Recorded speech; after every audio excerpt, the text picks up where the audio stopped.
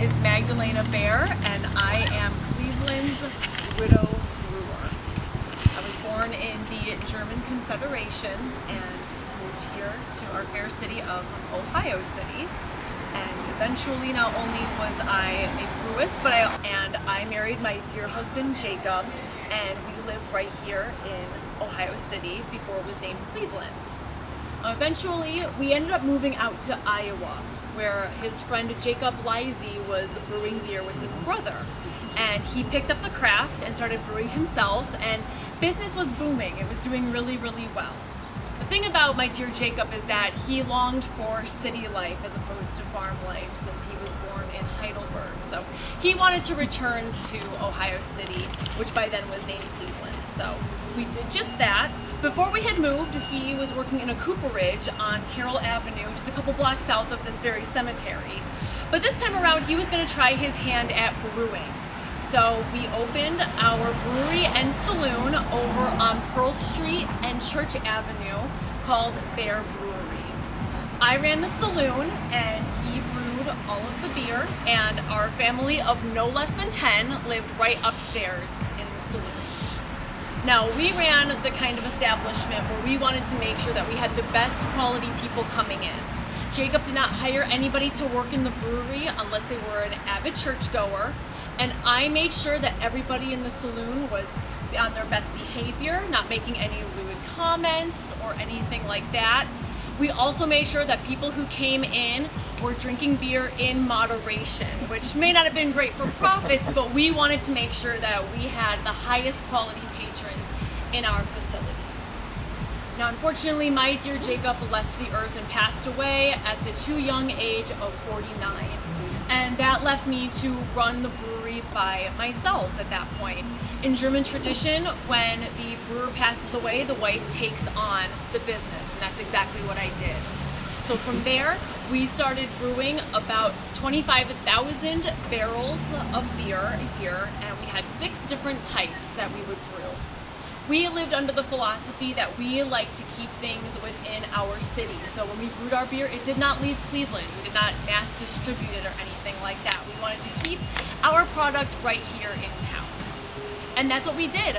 I kept the business going for several years until I retired at age 64. I hung up my apron, and my sons Emil and Herman took it over from there. I went on afterwards to continue to participate in different philanthropy types of establishments until my passing in 1910. Introduce myself, I'm Reverend James Tomey. Not an ancestor of the great Indians ball player, but I'm a slugger nonetheless, because from the time that I was born, we had to deal with some of the fiercest political and philosophical arguments in U.S. history. I was born in January of 1813, and for those of you who paid attention in history class, that was just 1 year after the War of 1812, and there were battles still raging just miles from my birth home. Born in Augusta, Kentucky. At age 20 years old, I left home, crossed the border, and joined the Monroe Cemetery in Cincinnati, Ohio. It was a very important time for me because that was a time that I connected with other fresh-minded, like-minded young theologians in training, and we disagreed with our course of education on one very important topic, and that was slavery. We thought it was immoral. We didn't figure that it followed biblical principles, and we all joined the abolitionist movement. We stepped out, and in unison, we denounced slavery as an outrage, a complication of crimes and wrongs and cruelties that make angels weep. If I doesn't surprise you, we were expelled from school. And we traveled up to Oberlin.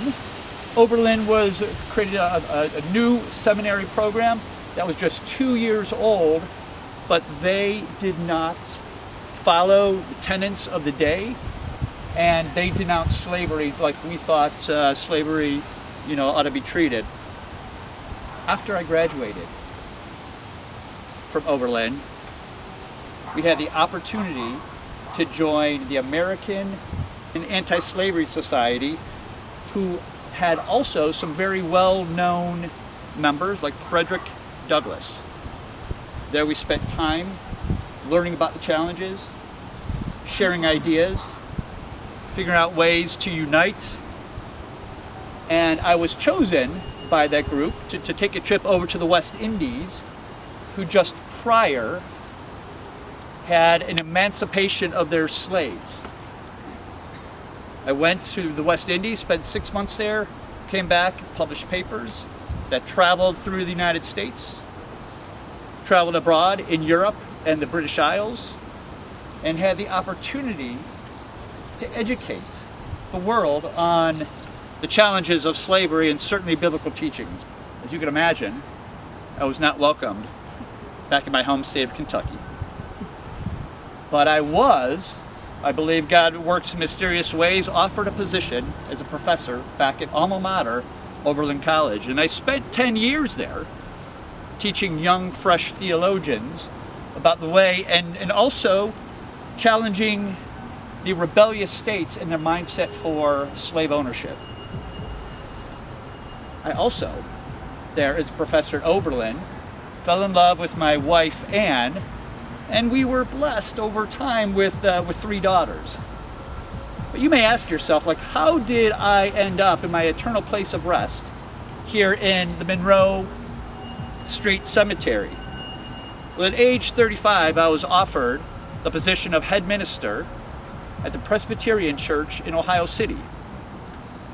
There, I continued to teach biblical principles. I was able to address the immorality of slavery and was able to ground myself in the congregation and my leadership in biblical principles. And on January 1st of 1863, at age 50, President Lincoln signed the Emancipation Proclamation and demanded that all men and women, regardless of their residence in rebellious states, are free. And I chose to give thanks. The release of slaves was only the beginning. Our next mission and my mission was then to go ahead and find funds to re-educate our black brothers and sisters. And so I spent the next 10 years traveling abroad, raising funds, until at age 60, I caught pneumonia, died, and was laid to rest here in Monroe Cemetery. I am William Castle, and just to get it out of the way, I am the man who dissolved Ohio City. It was not existing in the right way, and it needed to be absorbed to the city of Cleveland. I was mayor of Ohio City in 1853. It was absorbed, and I stepped down, but then won the election to become mayor of Cleveland in 1855. All that time was mostly a part-time job. I was still working at the Cuyahoga Steam Company, building steam turbines for all of the boats and ships and transport vessels that operated on the Great Lakes. It's one of the first main industries of the city of Cleveland. At its height, it had 250 men working for me. It was a wonderful company. I was first born in Vermont, in Essex, Vermont, in 1814. A member of St. John's, about a mile from here, over by Detroit Avenue. In 1856, I set up what is now known as the Cleveland Water Company. I was mayor at the time and believed that clean water was something that we needed in Cleveland, and a clean, unpolluted water source definitely would help with the steam turbine my company made at the Cuyahoga Steam Company where I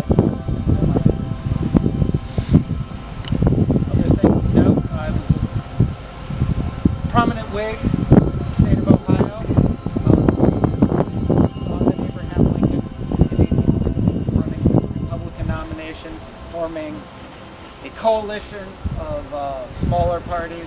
I joined on to that and was rewarded in 1868 with a spot on the Republican National.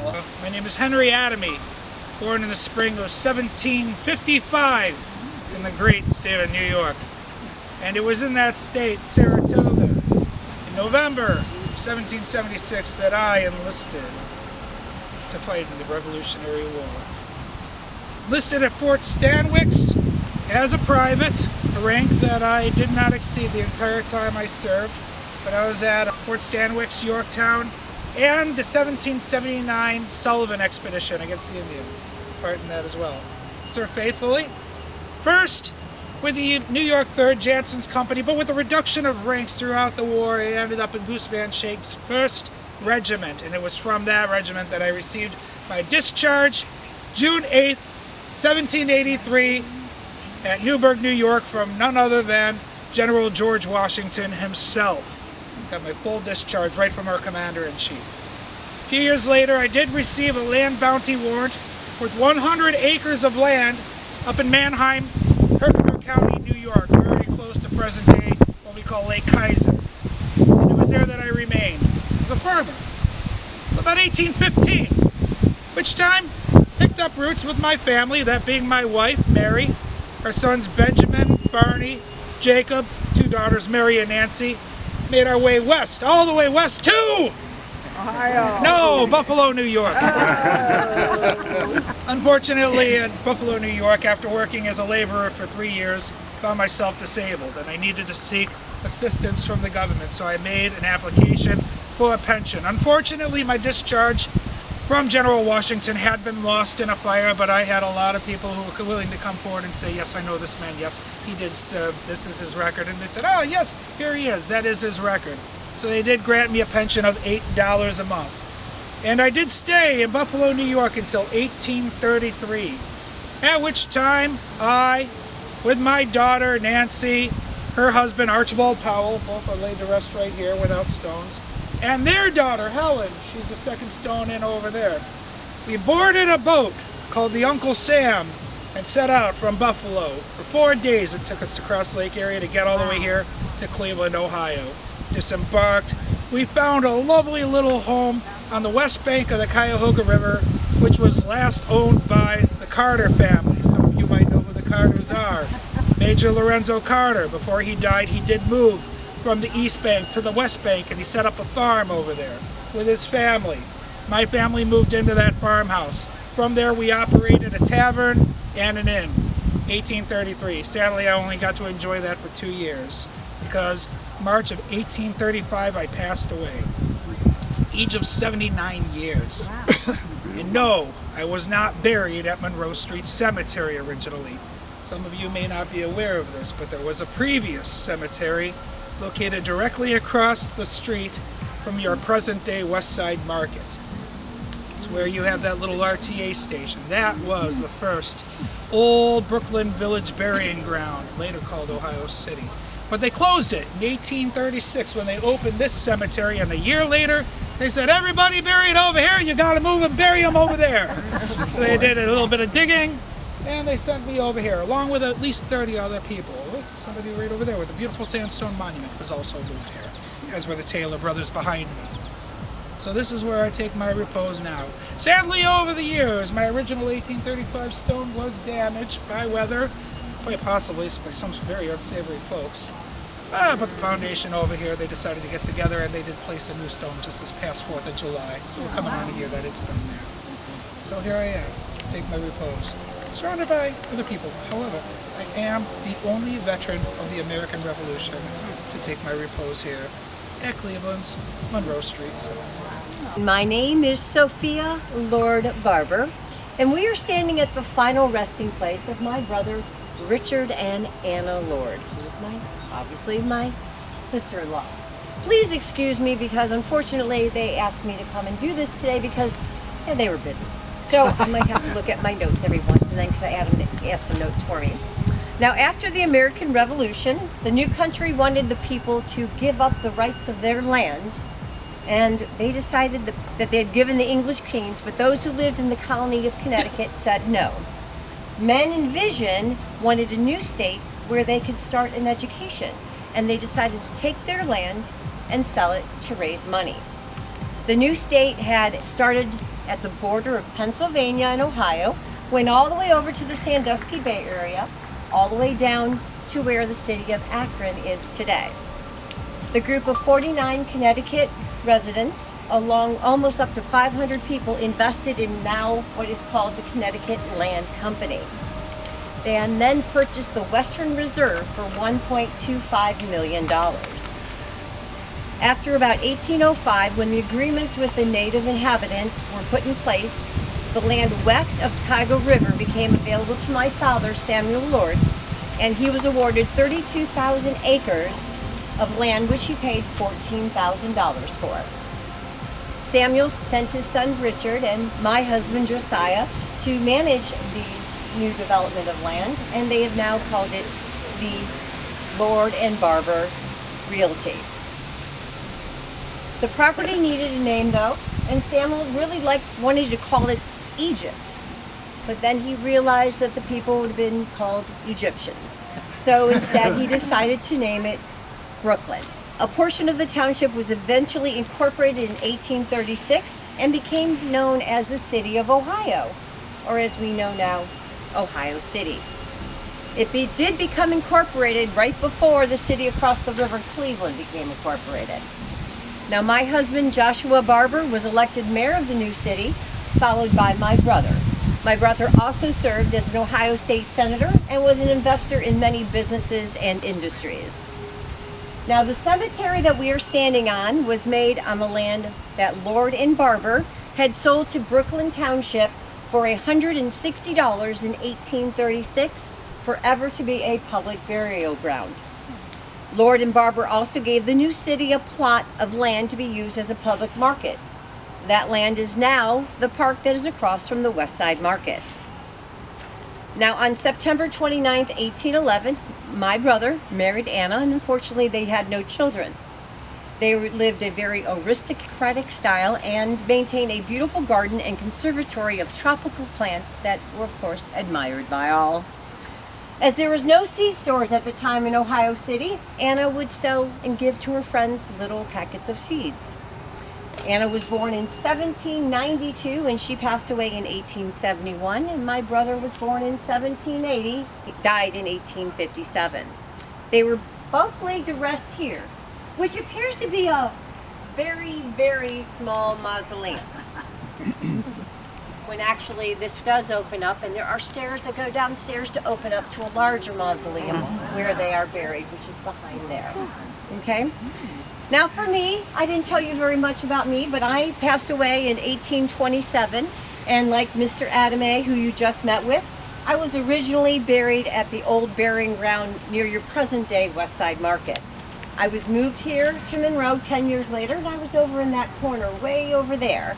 But 40 years later, our grandson, also named Josiah Barber, was part of the starting of the Riverside Cemetery. In 1882, he took all of us Barbers, and we went ahead, and we are all now buried there. My name is Katharina Tiedemann Allen, and I am standing right here on the burial site for myself and my husband, Gaston G. Allen. Now, of course, this monument does show that he was a prominent Mason, but I also have quite the story to tell you. I'll start by saying that I was born in Prussia, now Germany, on March 24th, 1829, to my parents Hans and Rebecca Moore Tiedemann. My father was the village blacksmith, a position he inherited from his father and his father before. Sadly, my father passed on Christmas Eve of 1846 at only 49 years old. Our family's future looked uncertain, but that following spring, we decided to immigrate to the United States and boarded a brig from Denmark called the Manon. Originally, we planned to live in Wisconsin, but as fate would have it, I met a man aboard. His name was Henning Bolton. He was traveling for his health. A romance ensued between us, and before the ship arrived in New York, we were engaged. We traveled west, but only made it as far as Cleveland. It was there that we wed on June 28, 1848. Sadly, Henning's condition was much worse than we first thought, and he only died 10 days after our wedding from pulmonary tuberculosis. The money that I had inherited, I gave to my mother so that she could purchase us a farm. The land she selected was sizable, near the south end of Brooklyn Township. Today, it represents most of the village of Lindale. Don't hold me responsible for any tickets you might get there. Eventually, my eldest brother Klaus would buy a farm, but later sold it and moved to another on the Parma Road from Brooklyn. The name of that road, of course, bears our family name, Tiedemann. Following the death of my first husband, I worked for a time in a home of a man named Salmon Powers, but soon met Gaston Allen, a ship's carpenter originally from Luray, New York. Like myself, Mr. Allen had previously been wed and widowed, his wife passing away only a year after my Hennington. Gaston and I were wed on October 31st, 1852, and set up residency on Franklin Street. My mother joined shortly after, as did my youngest sister, Louise. Shortly after we were married, Gaston helped form Bigelow Lodge number 243, the first Masonic lodge west side of Cleveland. He served as the first worshipful master and also made the first set of jewels, aprons, and rug. During the Civil War, Gaston served with the 150th Ohio Infantry and took part in the defense of Washington. While he was gone, I traveled west with my sister and mother to Davenport, Iowa, where Gaston joined us upon being discharged. We stayed there until 1868, at which time we returned to Ohio and settled in Vermillion, where my other sister Eliza lived with her husband, who worked in the shipyard. Eventually, Gaston and I returned again to Cleveland, but upon my husband's retirement, we went back to Vermillion. This time, we tried our hand at farming, but that venture was short-lived, and once again, we came back to Cleveland. Gaston and I never had children of our own, but we did have plenty of nieces and nephews to keep us company, nearly all of whom lived in Cleveland. I'd have to say that my life was filled with much joy, but also its share of sadness, 1908 being the worst of it all. That January, my youngest brother, Hans, died from arteriosclerosis. Almost exactly a month later, my dearest Gaston left us. And just over a month after that, my sister Eliza passed away, also from arteriosclerosis. 2 weeks later, my 19-year-old niece, Alice, died suddenly. And not even a month after that, my eldest brother, Klaus, joined them all. I and my family did many great things and were a witness to an era that may never be seen again in Cleveland. My husband, a most prominent Mason, shaped a community. My brother Klaus has a road named for him, as does my brother Louis, who lived in Defiance. And then, as many of you may know, my brother Hannes built one of Cleveland's most unique houses ever, the Franklin Castle. I outlived my husband, sister, 2 brothers by another 4 years and joined Gaston here at Monroe Cemetery in 1912. I was born Francisca Wenz. Though I'm buried here with my second husband, we are here to talk about my first husband, John Michael Kick, whom most people called Michael. We were both born in Germany and came here with our families. Though only here for a few years, Michael enlisted as a private with the Union Army during the Civil War. He was a color sergeant with the 15th Missouri Company C. Although the flag bearer is normally the target of the enemy, Michael made it through the war alive. A year after the war was over, in 1866, Cleveland established their official police force, and Michael signed up to join. The next year, in 1867, Michael and I were married. We had 4 children together. Sadly, Michael was the first police officer for the city of Cleveland who was killed in the line of duty, so our life together was cut short. Can't you see how handsome he was? On Sunday, May 9, 1875, jeweler L.A. Benton arrived to his shop to wind watches. Upon opening the safe, he was attacked by a burglar wearing a mask who gave him a violent beating. The thief, along with another masked individual, managed to steal nearly $6,000 worth of goods and jewelry from the store. More robberies continued to occur in the neighborhood in the days that followed.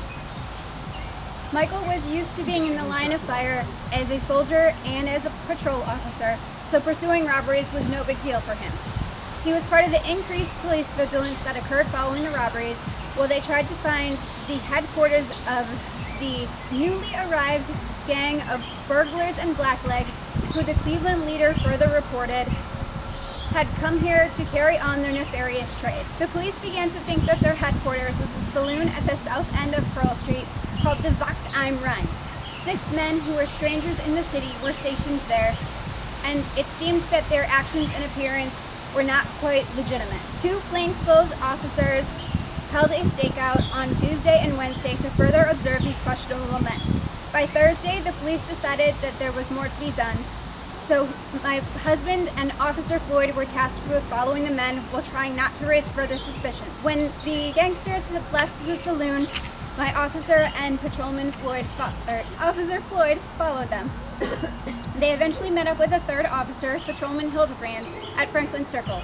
There, the 3 of them continued on to the intersection of Kentucky Street and Franklin Street, where danger unknowingly awaited them. Though at this time the gang had split into pairs of 2, there were still 6 of them and only 3 officers, but my husband was determined. I was told, he said, "We'll take them all at once. You take one couple, Hildebrand, you the other, Floyd, and I'll tackle the last 2. They accosted the burglars, asked them what their names and occupations were, and a commotion ensued, the gang bestowing the strongest epithets at the officers and telling them to mind their own business.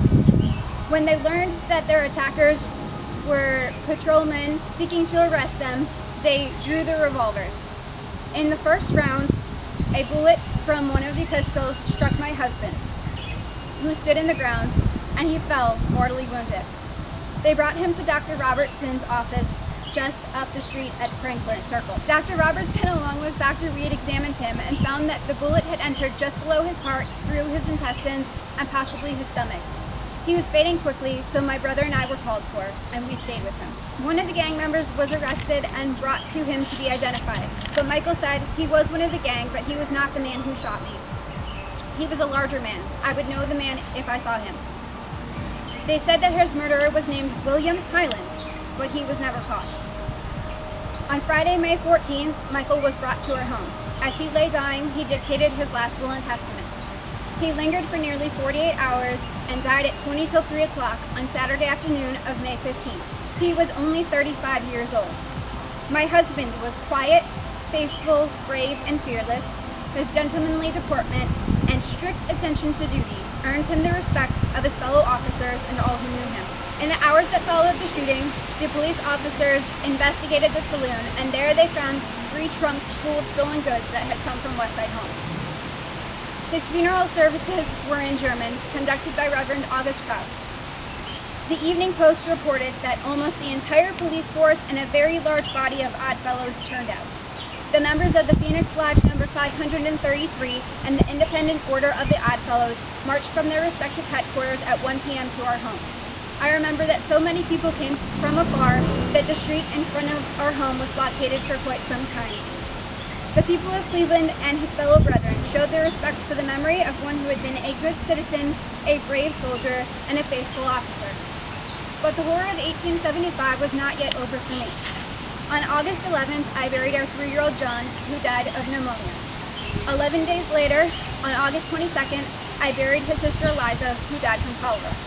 I buried them next to their father. Despite all of the sadness, I was fortunate to find love again, and I remarried.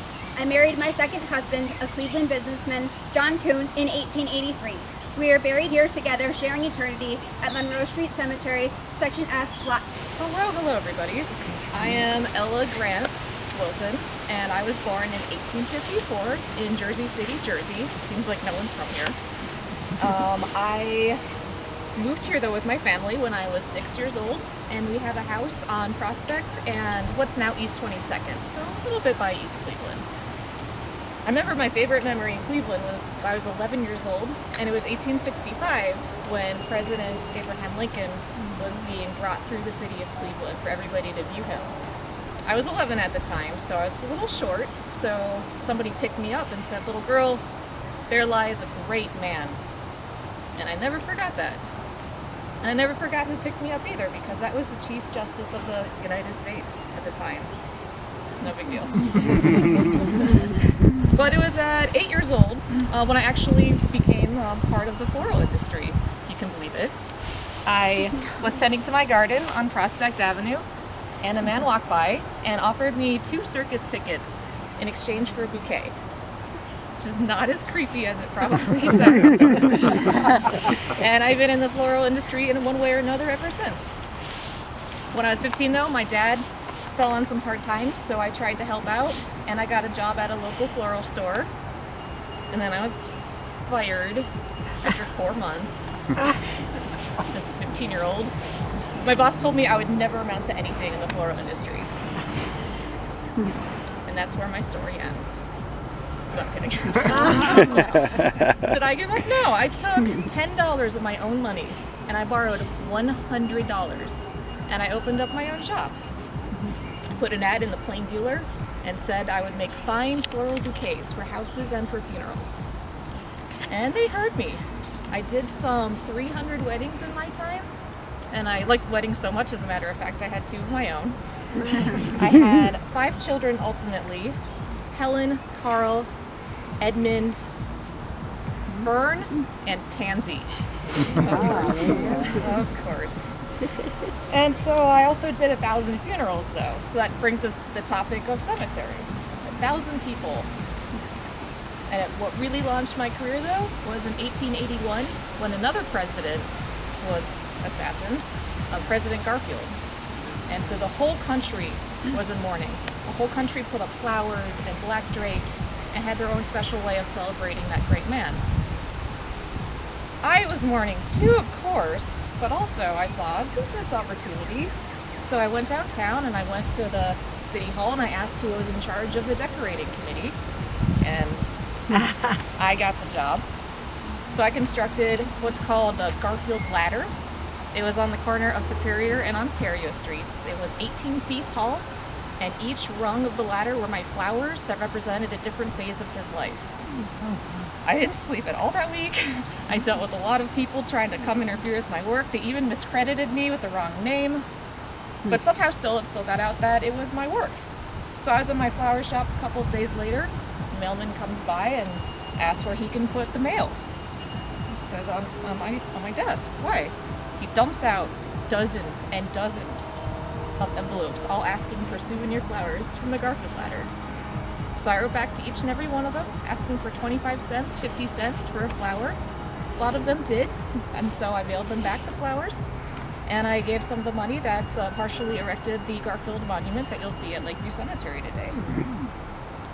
So, you're welcome. From there, my job would really flourish. I got a job at the Chamber of Commerce in Cleveland, and a really fancy hotel downtown that don't bother because it's not there anymore, apparently. But it was this time where I networked with all the rich and famous, all the elite of Cleveland. There was this road, Euclid Avenue. It was called Millionaires Row, and it was gorgeous. The mansions on the street. It was actually once called the most beautiful street in the world. And I'm pretty sure if you go down Euclid Avenue on the east side, it's still gorgeous today. I'm sure it's just as I left. Had a shop, a greenhouse in what's now Tremont by the Christmas Story something house. I had a greenhouse there first though, until 1909, when this predictable Cleveland weather, as it were, took out my shop with a cyclone. It ruined all of my flowers, all my plants, all my pots, and almost killed my son Carl. He was saved fortunately in the boiler by steam pipes, with the debris crashing on those instead of him. But I said, no more.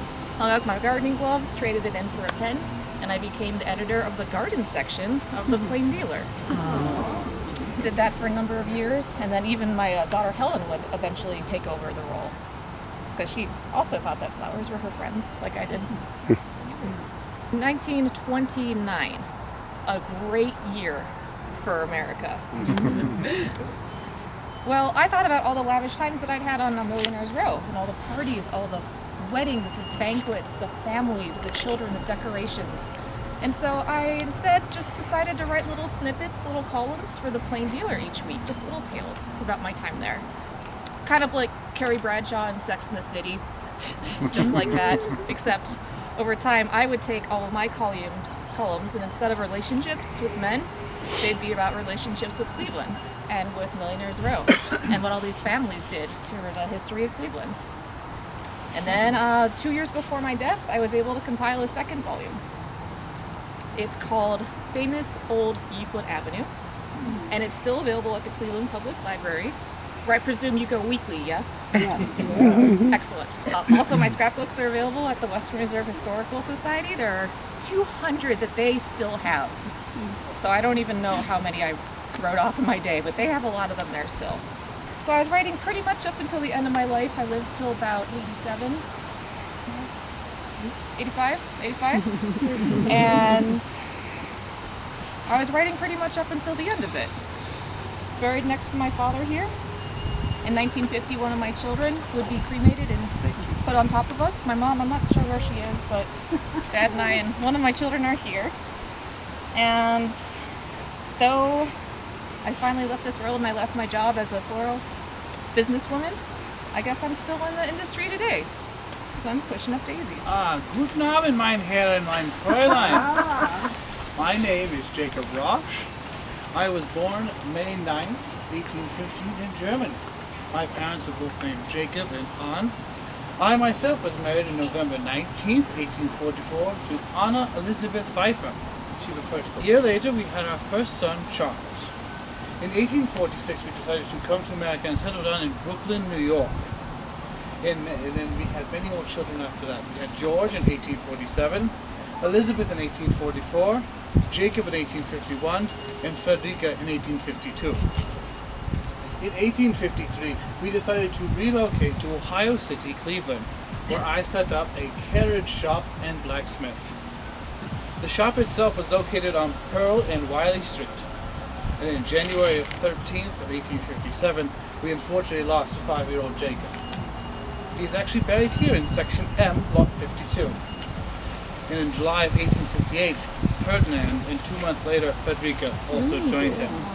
A rumor had been spread around that I had actually died in Gettysburg defending against Pickett's charge, but that was not true. In fact, there was another 20-year-old named Jacob Roush who resided in Tipton, Ohio. I, unfortunately, was already dead before the Battle of Gettysburg. Yes, I passed away in January 1863. 4 years later, Ferdinand joined us. And my daughter Elizabeth, who did survive, married Conrad Dubel, but then at the age of 27 passed away, and had all of us reinterred here. But fortunately, my 18-year-old son Charles inherited my blacksmithing carriage shop. He took on a partner named Charles E.J. Lang, and in 1885 was named partner, and they renamed the business to Roche and Lang. A large brick factory had been built on top of the site of my original shop. And in 1904, they turned their attention to automobiles. All electric and no gasoline required. It's interesting to think how electric cars is such a discussed topic these days, and my son had a hand in it over 120 years ago. The factory is still there on Monroe between West 26th and West 25th. It takes up a whole block and goes all the way to North Chatham Avenue. You can still see signs for Roche and Lang Electrics, and you can even still see a sign that says carriages repaired. And on that note, we'd like to thank you for joining us all this afternoon. This free event was put on for you by the Monroe Cemetery Foundation, a 501c3 nonprofit. The money that is raised goes towards the restoration, preservation, and beautification of this local treasure. Donations are always accepted and gratefully appreciated. Thank you again.